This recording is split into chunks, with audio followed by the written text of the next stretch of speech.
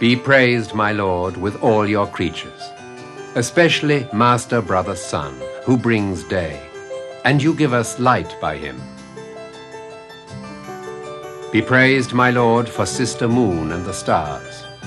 In heaven you have made them, clear and precious and lovely. Be praised, my Lord, for Brother Wind and for the air, cloudy and fair and in all weathers, by which you give sustenance to your creatures. Be praised, my Lord, for Sister Water, who is very useful and humble and precious and chaste. Be praised, my Lord, for Brother Fire, with whom you illuminate the night, and he is comely and joyful and vigorous and strong. Be praised, my Lord, for Sister, our Mother Earth, who maintains and governs us and puts forth different fruits, colored flowers, and grass.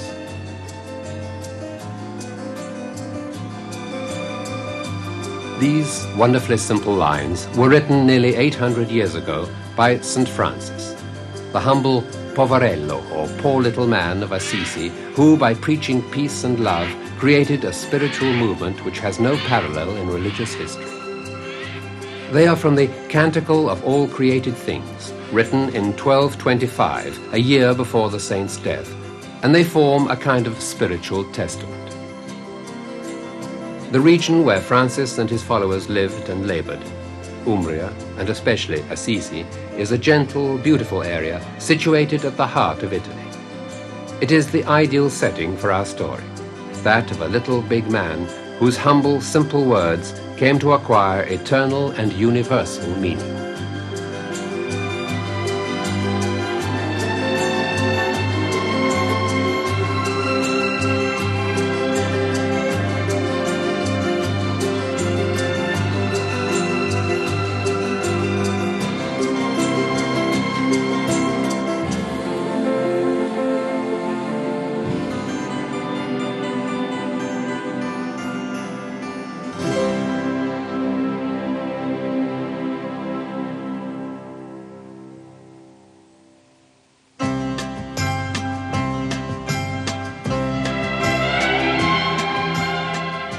Assisi today is a little town situated on the slopes of Mount Subasio. The place seems almost to have been destined for the fame that has been its down the centuries. Its countryside is wonderfully serene, its history rich and vivid, its works of art of exceptional splendor. And then the whole place has a special air about it which inspires even the most hurried visitor with a deep sense of tranquility. And yet the town's history was by no means always tranquil. Of very ancient origin, it belonged first to the Umbrian people and then to the Etruscans, who fought over it for many years. Roman expansion compelled the two peoples to ally against the new invader, but in vain. After the Battle of Sentinum in 295 BC, the superior civilization of Rome made its triumphal entry into Assisium, improving the fortifications of the town and enriching it with splendid buildings like the Temple of Minerva, whose pronaos can still be admired in the Piazza del Comune, next to the palace of the captain of the people.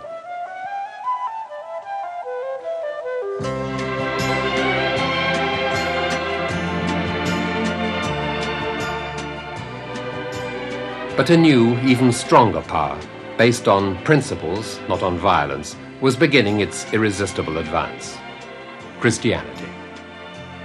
The new doctrine started spreading in the 3rd century. For years it was fiercely repressed, and Assisi too had its martyrs: Vittorino, Savino, and Rufino, to whom the fine cathedral was to be dedicated. With the fall of the Roman Empire, the new faith spread rapidly. Witness to this are the many churches which embellished the town over the years. The Benedictine church of San Pietro, whose Romanesque facade shows touches of Gothic. The Baroque Chiesa Nuova, situated alongside the house of Francis's parents.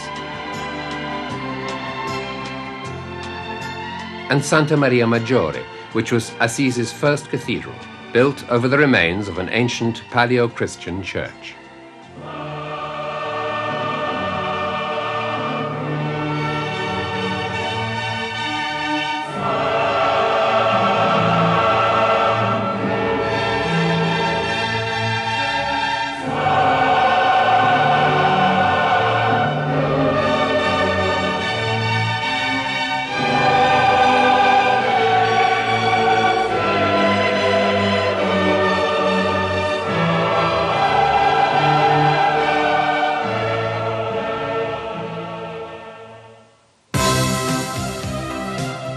But the town was not yet to find peace. The Middle Ages brought more centuries of oppression, struggles for power, and bloody invasions. Totila's Ostrogoths, Narcis's Byzantines, Alboin's Lombards, and Charlemagne's Franks.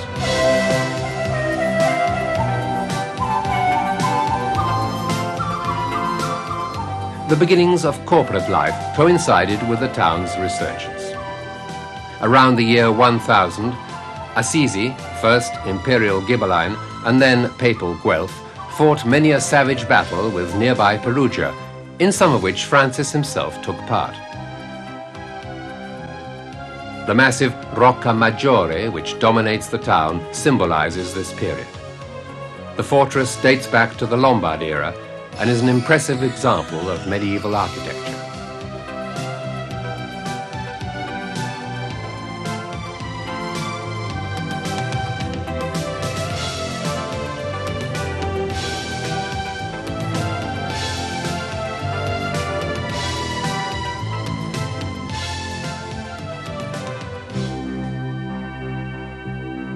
Francis was born in Assisi around 1182.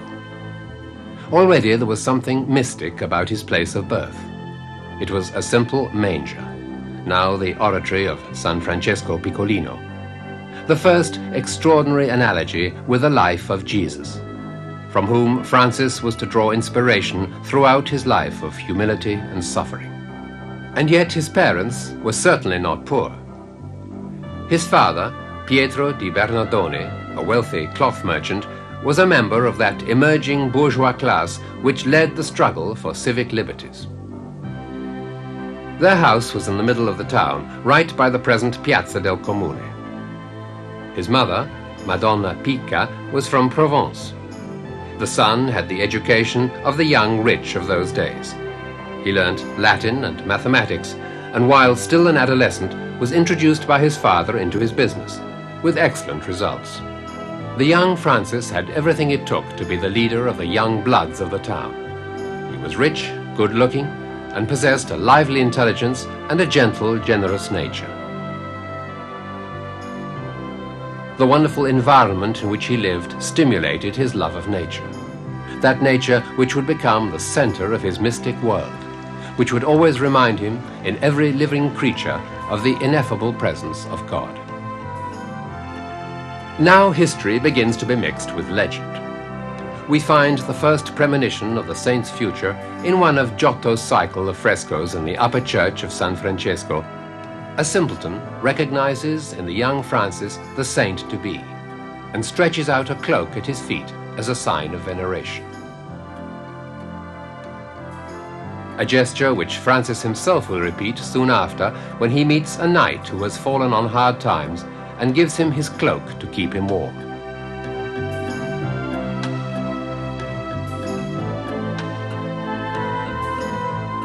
Already he was dreaming of a different kind of life, and the signs became increasingly evident. Long illnesses interrupting his craving for military glory, and premonitory dreams, all culminating in the magic moment at San Damiano.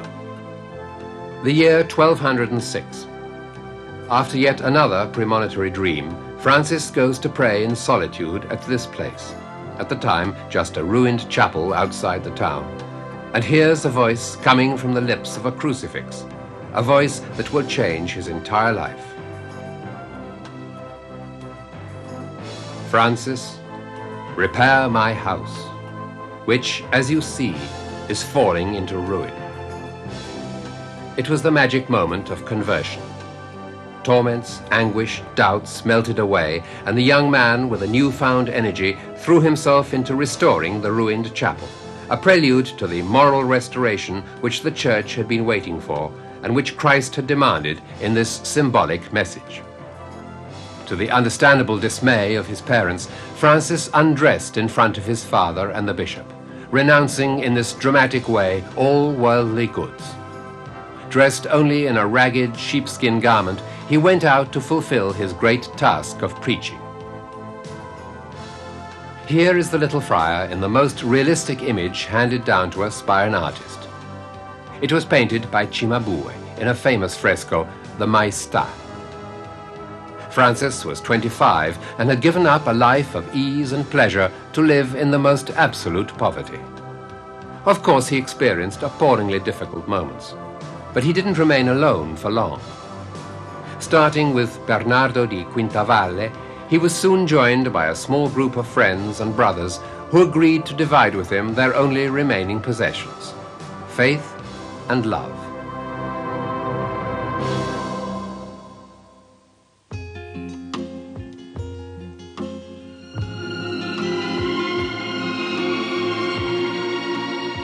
The little community first settled down in the place taken up today by the majestic sanctuary of Rivotorto, a few miles south of Assisi. The sanctuary is now a much sought-after place of prayer for hordes of pilgrims. But in those days, it must have been an ideal spot for a community of friars who had made poverty, humility, and prayer their rule of life.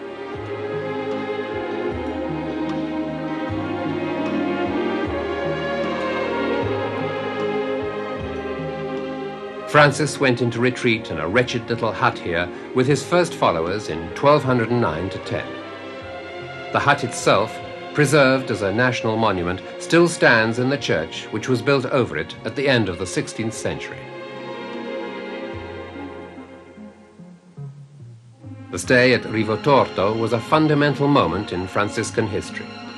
The first rule was written here, to be recognized by Pope Innocent III during the course of the brothers' first journey to Rome in 1209. This event is portrayed in another of Giotto's superb frescoes. The Pope and the prelates tower above the kneeling, penitent friars and seem to dazzle them by the splendor of their gestures and robes. But in their expression, one can also read incredulity and admiration for the humility and moral grandeur depicted in the saint's face.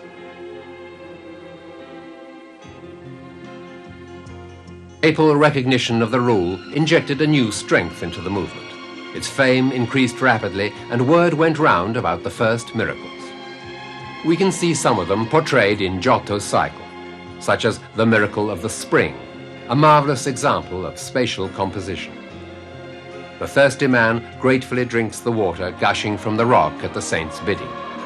Two friars and a patient ass look on incredulously. And Francis's ecstatic thanks lead the eye up to the peak of the mountain and on towards heaven itself. In the fresco of the devils being driven from Arezzo, we see a clear example of Giotto's revolutionary treatment of landscape. The kneeling saint orders Brother Silvestro to expel the devils from the town. On the left, an elegant church. On the right, a polychrome geometrical composition of the walls and houses of Arezzo, the vivid colors emphasizing the three-dimensional quality of the scene. The next painting commemorates the journey to Egypt in 1219 to preach the gospel. Arrested by the Sultan, the saint challenges his priests to submit with him to trial by fire to show which is the true faith. Once again, the expressions on the faces strikingly highlight the significance of the scene.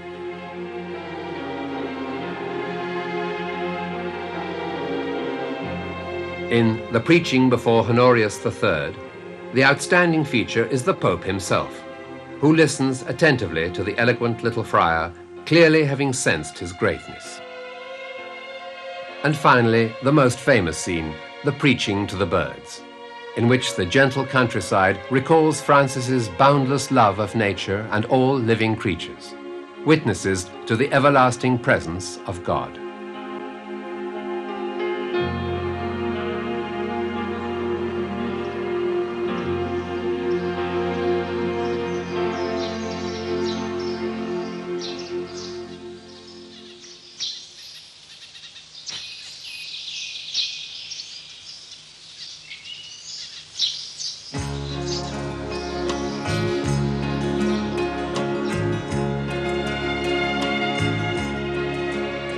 One of the consequences of this love was Francis's habit of choosing solitary places where he could pass some time in total asceticism. Perhaps the most famous of these is the hermitage of the Carceri, an isolated oratory in a wonderful position on Mount Subasio. The Benedictines donated it to Francis, and he went there often for spiritual nourishment. A visit to the hermitage today is a plunge into the Franciscan dimension.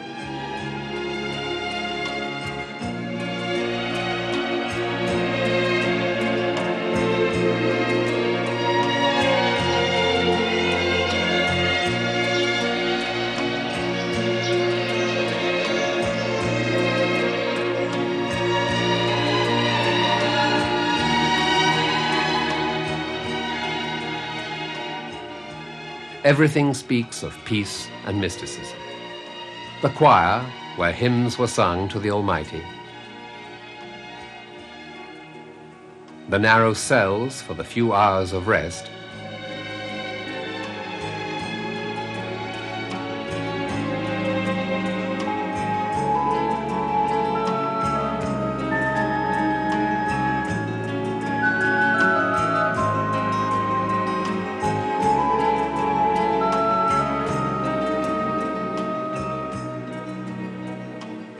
The refectory, just as it was 800 years ago.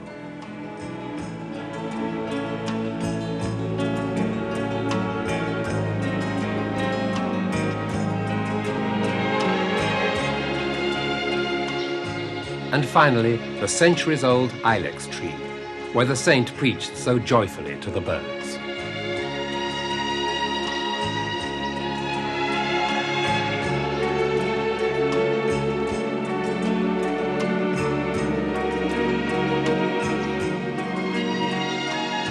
Another statue, set in beautiful countryside, takes us away from Assisi to another place beloved by the saint, Mount La Verna, to which Francis used to retreat between pilgrimages for solitary meditation and prayer.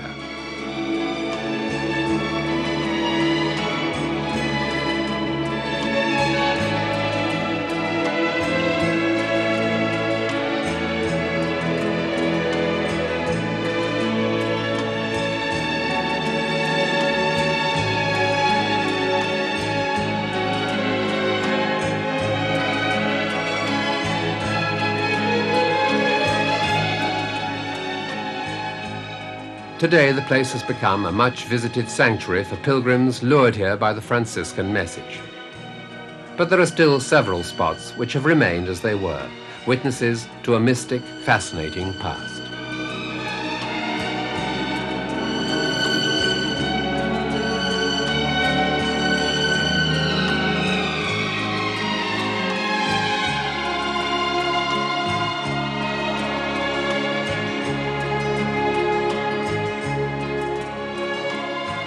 Here is the primitive bed hewn out of the rock where the saint rested.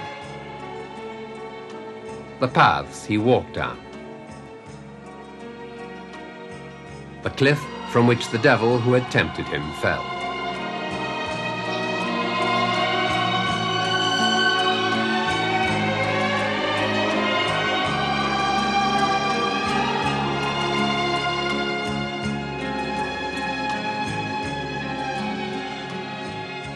And it was on one of his visits here in 1224, 2 years before his death, that St. Francis received the stigmata.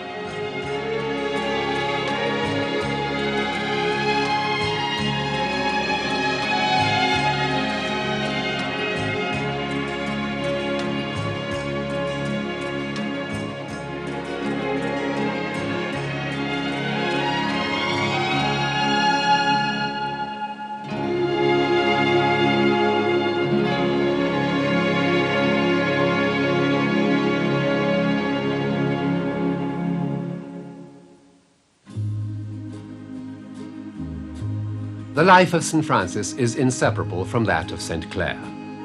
She too came from a wealthy Assisi family who had given her an education rare for girls of those days. She read and wrote in Latin and had received from her mother, Ortolana, religious instruction of unusual depth. The encounter with St. Francis, whom she heard preaching during Lent in 1212 in the church of San Giorgio, sealed her determination to devote herself to the monastic life.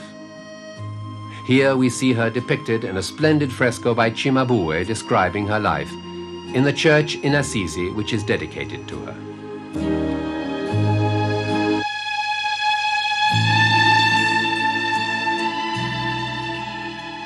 At the age of 17, Clare refused the hand of a noble suitor, fled from home, and accompanied by her nurse, went to the Porziuncola, the little chapel to which the Franciscans now retreated to pray.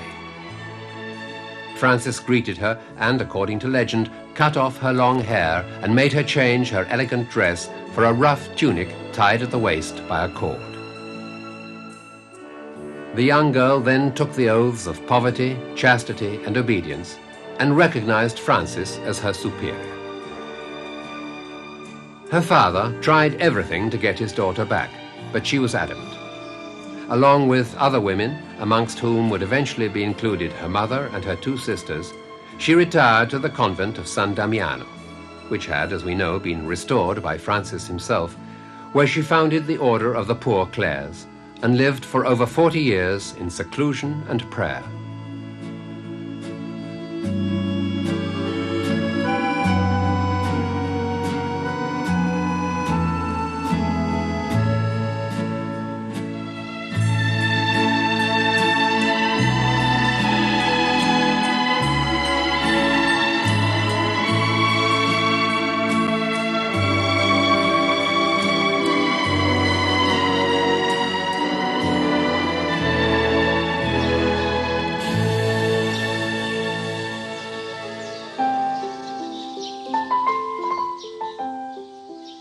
The convent's interior seems still impregnated with the quiet life of the nuns.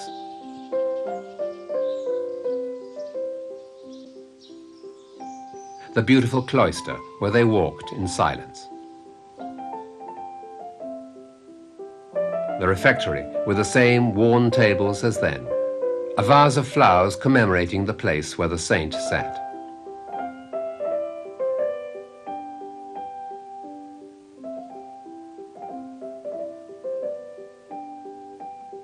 The chapel with the crucifix, which many years earlier had spoken to St. Francis.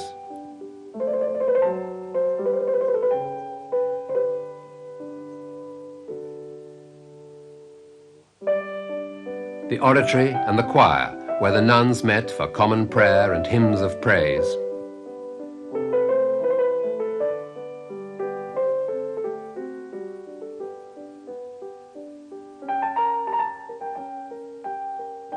Another, smaller chapel.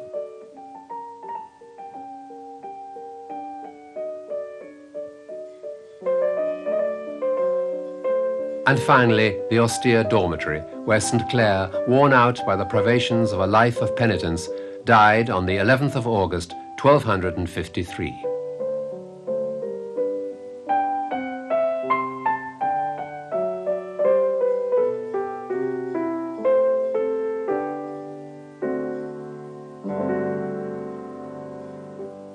She was canonized by Pope Alexander IV in 1255, and 2 years later work began on the great basilica dedicated to her and to which her mortal remains were transferred in 1260.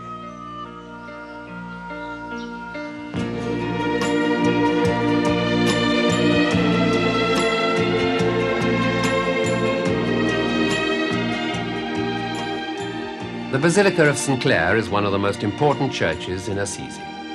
In the Gothic style, it was built in imitation of the upper church of San Francesco.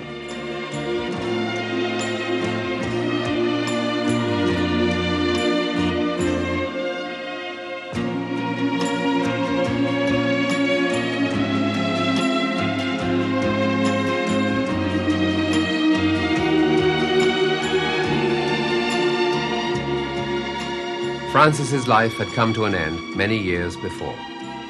He also had submitted his body to endless trials, to which were added his frequent pilgrimages and the wounds of the stigmata. More and more often he retired to the simple, secluded little chapel of the Porziuncola, which has become over the years the symbol of the Franciscan order. Since the 16th century, the chapel has been covered by the huge basilica Santa Maria degli Angeli. But in Francis's time, it was surrounded by a wood, and the saint loved the total peace and quiet of its setting.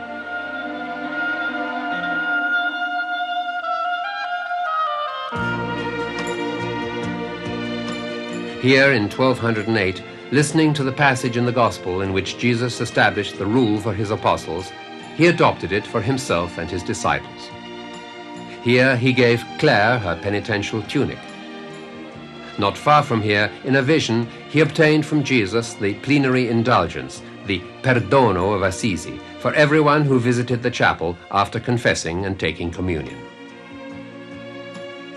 And here the saint laid down the principles of his order, which by now had spread throughout Europe, in his constant struggle to keep it united and true to its fundamental precepts of love, poverty, obedience, and chastity.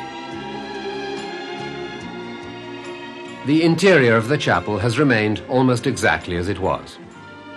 Entering it is an intensely moving experience. The sight of the simple stones, often put back in place by the friars themselves, is enough to recreate its original aura of peace and mysticism. And it was here, on the night of October the 3rd, 1226, that the saint, welcoming Sister Death, died, having made his companions deposit him on the ground and exhorted them never to abandon the portiuncula, which symbolized the very heart of his message.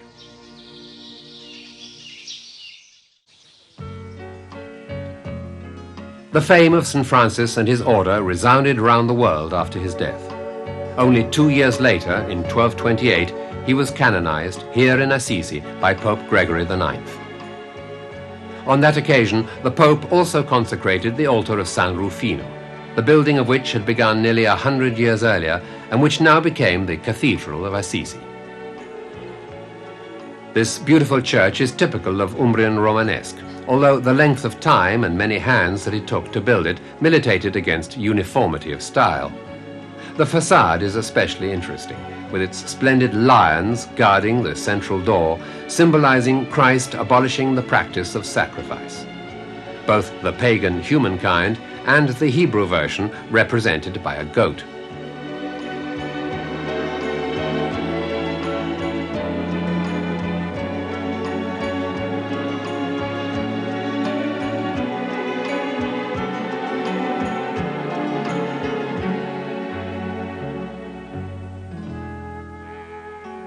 Also to be admired are the great central rose window and the lunette of the main door, showing Christ enthroned between the sun and the moon, symbol of Christ the King, light in darkness. The striking bell tower, its foundation a robust Roman cistern, is a perfect companion to the facade.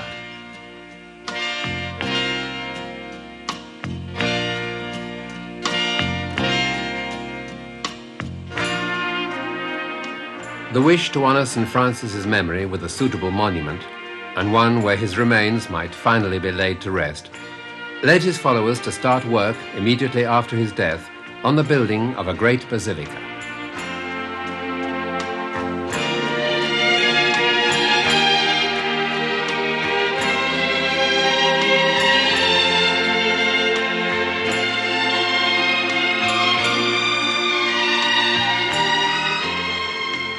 It was probably Brother Elias of Cortona, the Minister General of the Order, who initiated the proceedings in a place which used to be called the Hill of Hell, because criminals were executed there, but now became known as the Hill of Paradise.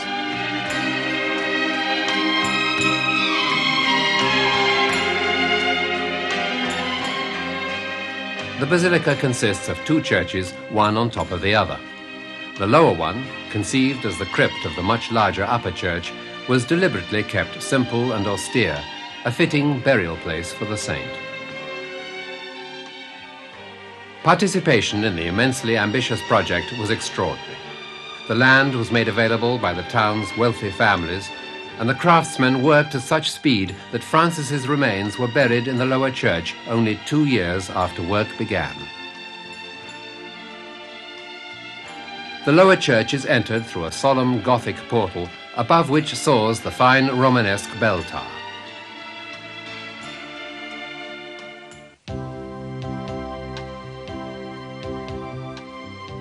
Once inside, the first thing that catches your eye is an image of Francis, which seems to invite you to admire your surroundings.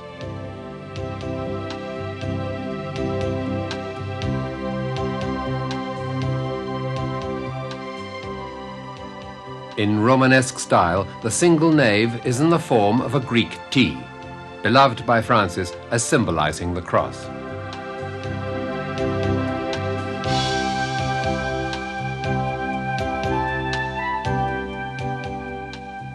Above it loom the great low vaults, supported by short pillar columns, which cause the whole church to be plunged into a mystical gloom.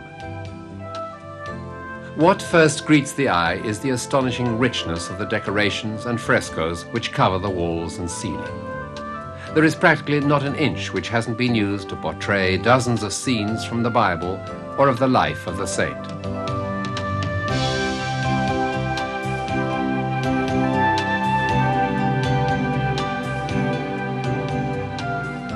At the end of the nave is the huge cosmatesque high altar, made from a single slab of marble.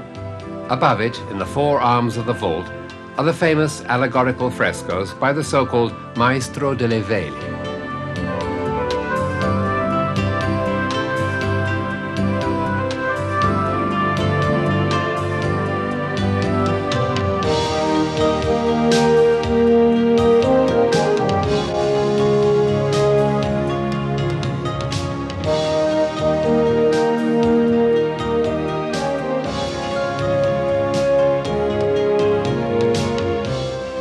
The appeal of Francis's name brought the greatest artists of the day flocking to Assisi, almost competing with each other to create, within a few years, a complex of frescoes and works of art that has few, if any, equals in the world. The result is truly spectacular. The many hands of the various artists having miraculously created a remarkably homogeneous style. For example, all the paintings, as we shall see is also the case in the upper church, are skillfully integrated into the architectural structure, creating a seamless union between art and architecture.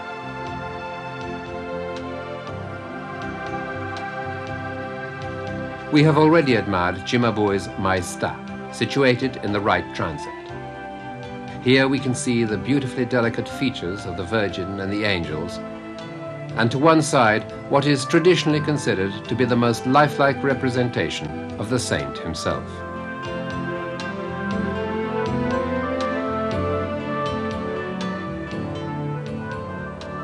Also in the right transept are two famous frescoes by Giotto. The Birth of Christ is a beautifully serene, happy composition. Only St. Joseph in a corner looks a bit thoughtful. The Christ child is painted twice, once on his mother's knee, and below with two women who are bathing him. The groups of angels all have different functions. Some are singing in praise, others talk with the shepherds, others still adore the Virgin and Child.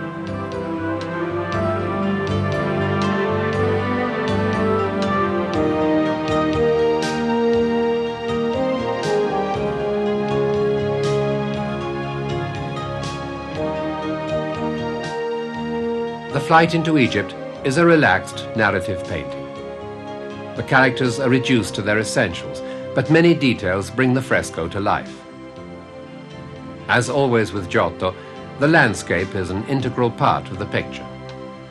The mountains and trees seem almost to bow before the small group of saints and the infant Jesus.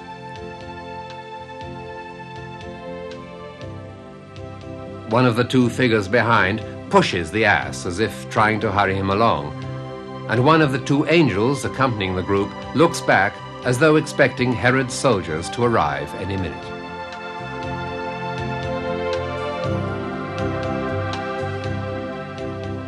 Simone Martini's Massacre of the Innocents is an extraordinarily dramatic painting in which each person reacts differently to the tragedy.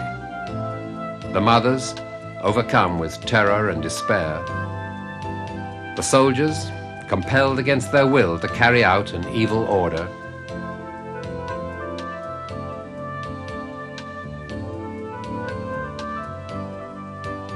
The pathetic pile of tiny, mutilated bodies.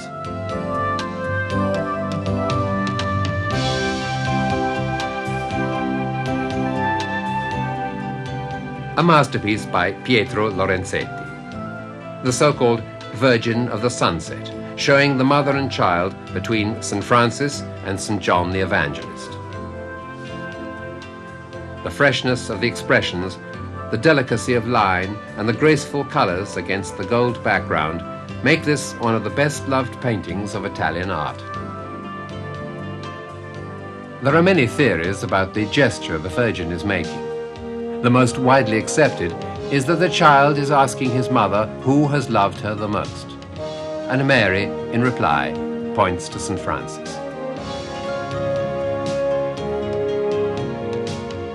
The left transept is dominated by Lorenzetti's powerful crucifixion.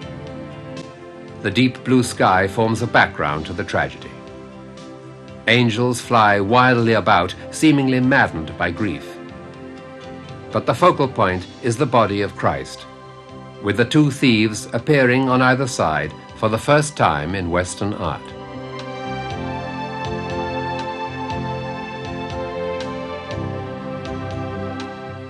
In complete contrast, one of the first frescoes we come upon is St. Francis preaching to the birds, a delicate work of the so-called Maestro di San Francesco.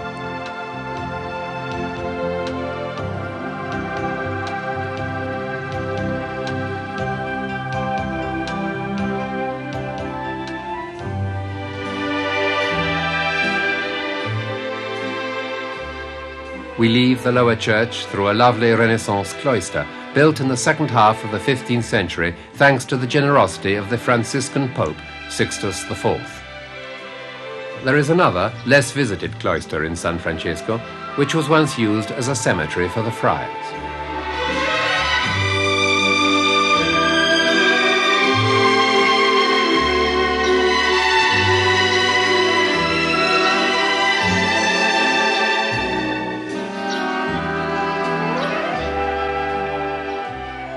Next to it is a beautiful garden, which, in the shadow of the great bulk of the church, looks out over the gentle serenity of the Umbrian countryside.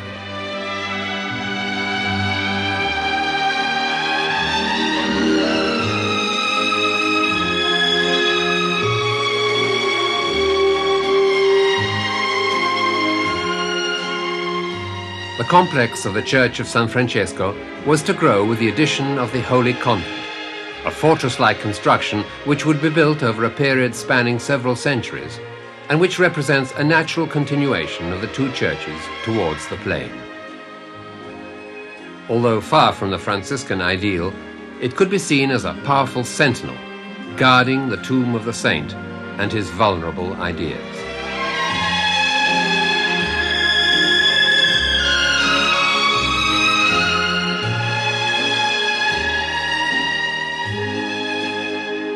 The upper church, in Gothic style, took about 30 years to build and was consecrated in 1253 by Pope Innocent IV. It has become, over the centuries, one of the centers of world Catholicism, as well as an extraordinary museum of art. The exterior is plain and devoid of decoration, as though to underline the simplicity of the Franciscan order and to serve simply as an entrance door to the astonishing artistic and spiritual treasures lying in wait inside.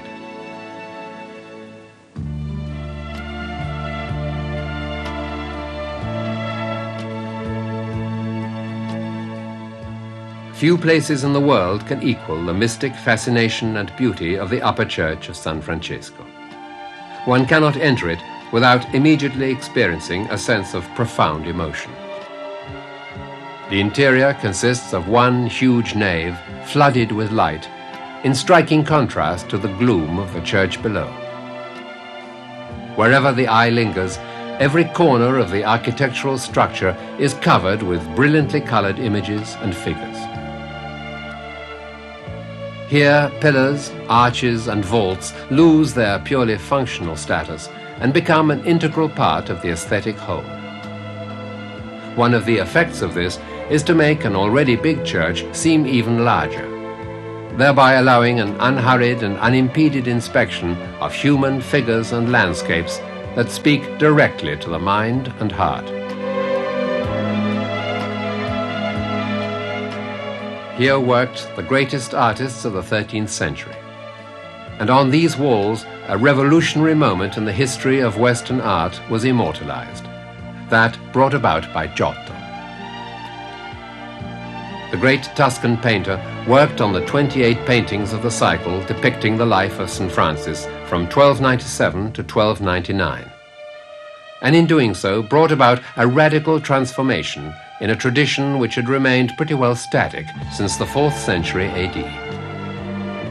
Previously, there had been a limited, repetitive series of subjects in which the human figure seemed more or less detached from the background and was painted in a flat, two-dimensional way.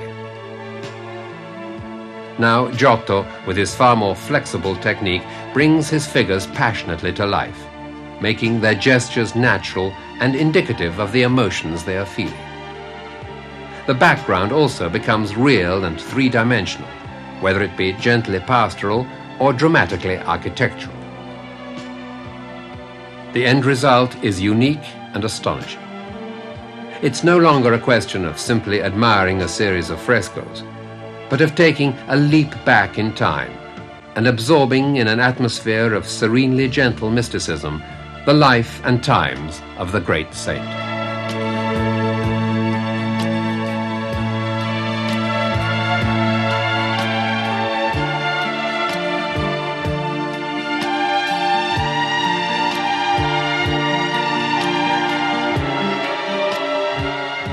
The fine stained glass windows in the transept filter the sunlight into 1,000 colors. Built in the middle of the 13th century by German, French, and Italian craftsmen, the 28 original windows, the oldest of their kind in Italy, are also remarkable for the subjects they depict, the range of colors employed, and the technical skill of their construction.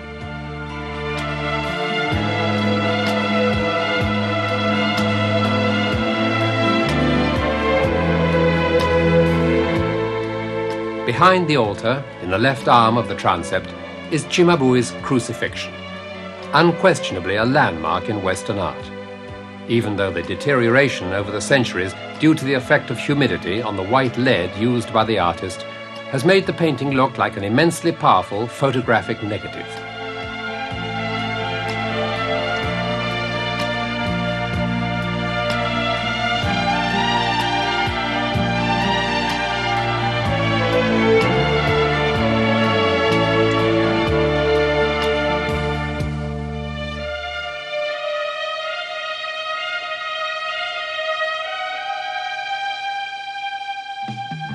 But let us return to the basilica's chief attraction, the great series of frescoes with which Giotto covered both sides of the nave.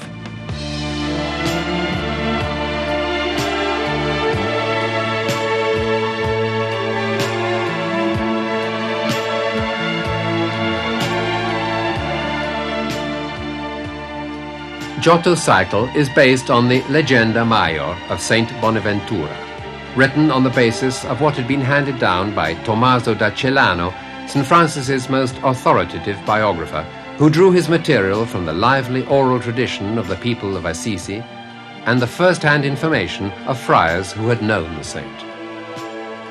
The cycle, which begins on the right of the altar, practically follows Francis's entire life. In the Vision of the Palace, the saint dreams of a palace full of arms, an idealization of contemporary Italian Gothic, which, in its three-dimensionality, seems almost to burst from the wall.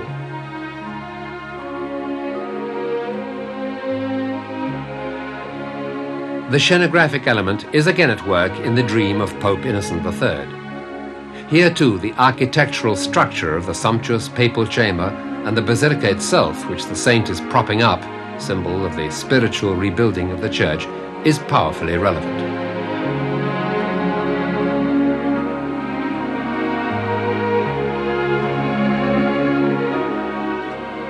In St. Francis in the Fiery Chariot, the figure of the sleeping saint with his head resting on his hands is a beautifully delicate touch.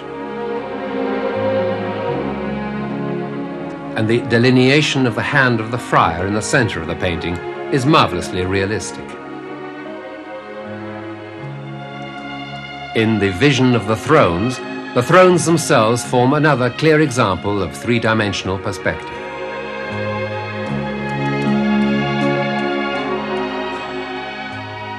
Note in St. Francis in Ecstasy the phosphorescent effect of the cloud which supports the saint. Whilst in the Greccio crib, the artist takes us inside a church where we don't see the walls, but only a part of the furnishings. Here again we can appreciate the artist's search for three-dimensionality in the lectern and in the crucifix at the top, which is not a sacred image, but an object of which we only see the bottom part, leaning towards the invisible nave and attached by rope to a beam. In the Death of the Knight of Celano, an object again strikes our attention almost more than the figures themselves.